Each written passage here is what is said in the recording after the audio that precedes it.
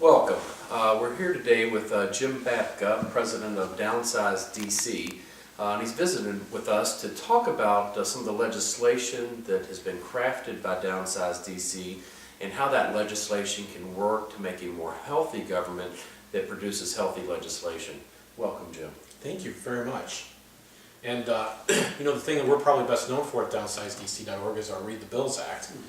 We've made a lot of progress and it's made this a national issue. People are talking about it, and there's been even some watered down copycats, but we have a proposal. It actually would be a law as opposed to a simple rule that says that Congress has to read their bills, and if they want to pass a new program or impose a tax on us, legislate in any way, that those who want to vote yes need to sign an affidavit saying that they've read the bill for themselves, and that also the clerk has to do a full reading of the bill before the House with the members that want to vote for that bill sitting there, and that the bill needs to be posted online for 7 days for the public to be able to read, for watchdog groups like DownsizeDC.org or talk show hosts, so that there's enough time for constituents to give their congressmen feedback. And we call this the Read the Bills Act. It's a solid proposal that would really, we believe, particularly with that reading provision, reduce the size and number of the bills that they pass up there on Capitol Hill. Yeah, that's important. And when I'm out on the campaign trail, I often say to folks that if your legislators are not reading the bills, that's legislation without representation. That's exactly right. That's exactly right. And I'm thrilled to hear that you're interested in this bill. Mm-hmm. Oh yeah, and my constituents are as well. When I'm talking about this, they cannot believe it.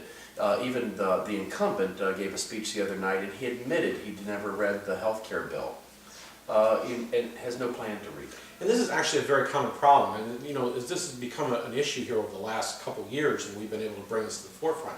Many people didn't know; they had no understanding or expectation. They thought, well, somebody's paying attention to what's going on. But as time's gone on now, we've begun to see that midnight deals crafted and notes written in the margins, and very limited amounts of time to be able to read for the members of Congress themselves to read the bills, let alone their constituents. But we believe it's important for both the Congress and the constituents to have the access to these bills in advance. And we're looking for sponsors for the Read the Bills Act. Well, I can't wait to get to Washington to be a sponsor or co-sponsor of that legislation. Well, I got another one then for you. It's just up the same alley. It's called the One Subject at a Time Act.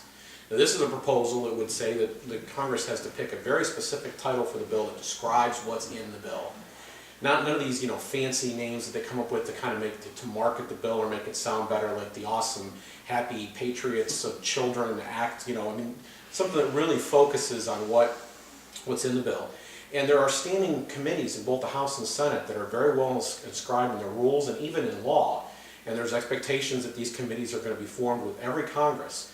And we say that the work of a bill belongs to a single committee, that if it pours into another committee, that's a different bill. And we say this because people go to their high school government class and they learn that a bill passes because a majority voted for it. But what they don't realize is that a whole bunch of unpopular proposals, things that could never stand on their own, end up getting attached to the bill. We saw this with a proposal to have a national ID card attached to a bill for troop appropriations over in Iraq and tsunami relief. And these three things were pushed together in one bill, and this is not the exception. This happens again. These multi-thousand-page bills, this is very frequently the case where multiple subjects have been put in the bill, again, denying representation of the people. Right. And if you're talking about the Everglades in Florida, which I think we all love the Everglades in Florida, it shouldn't have attachments about a bridge in Alaska or taking away little gun rights over here. I agree, they must stand alone. Another bill that I would like to support co-sponsor. Well, very good. Well, we also think that there's another area that this is a very arcane area. A lot of people don't understand this one quite as well. But once they get it, this seems to be very, very important. And that is that Congress routinely delegates its legislative authority over to the executive branch. When our founders designed our government, they set up three branches. Article 1 was the Congress, this was the legislative branch. And that we, the people, delegated to you, the people serving in Congress, the ability to write the laws that would govern us. We didn't give that power to the executive branch. We didn't give it to the court. That legislation power needed to be with the representative body of the people. And yet the Federal Register, which is all the regulations that the bureaucrats put out year after year after year, continues to grow. And lots of people bemoan the fact that it's growing year after year. It's like 79, 80,000 pages. Yeah, and it just keeps expanding. And so you'll see occasional columns about this, but to get at the nub of the problem, the real root, anytime that the bureaucracy wants to impose a law, and that's basically what they're attempting to do. They want to impose a rule that will apply, a regulation they call them, that will apply to American citizens, people outside of the government. We think that those proposals should come back before the Congress. Of course, they should read them and they should act on them in one subject approach, and they should be the ones to use this authority to determine whether or not the bill should be binding on the people. And we call this the Write the Laws Act. Absolutely. That's why I'm going to the House of Representatives to write these laws with my staff, not lobbyists, not bureaucrats that are there that have other intentions other than protecting the American people. So I agree once again. Good stuff. Well, very good. Well, let me give you one more.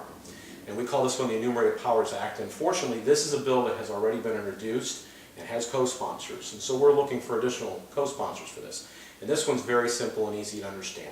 This bill says that every bill that comes out of the Congress has to have a simple declarative statement that explains from where, citing chapter and verse, so to speak, from where does the Congress derive the authority in the Constitution to pass this piece of legislation. According to the 9th and the 10th Amendment, there are powers reserved to the states and the people, that things that are, if they're not spelled out in the document we call the Constitution, it's not something Congress should be legislating on.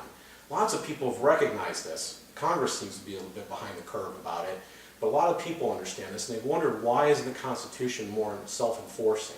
And what we're suggesting is maybe a step that we could take in the right direction. It's a little more symbolic than actual, but over time maybe a case or a pattern would be built where people would begin to see how Congress conceives of their authority and where they're reaching in the Constitution. It would better inform the courts as they were looking at these decisions and trying to figure out what the Congress's intent was. We just simply want them to say, where did you get the authority in the Constitution? And we call this the Enumerated Powers Act.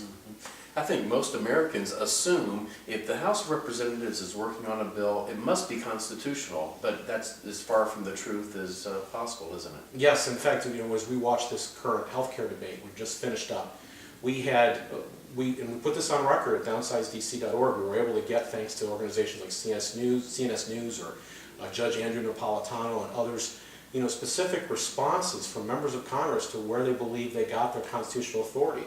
We had them citing the Declaration of Independence. We had them citing the preamble of the Constitution. We had them saying that they just believed it was the right thing.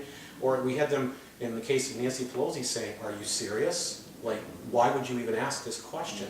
And so they don't really seem to understand that. We really do want to make it so that they have to think about this. You're writing a bill, put that in there so we all know what it is you're doing.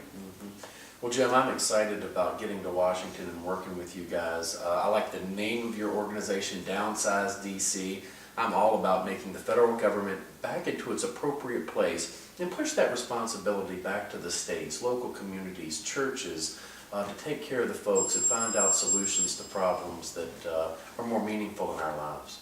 Very good. All right. Thank you very much, James. Good luck in your race. Thank you so much. Good speaking with you. Thank you.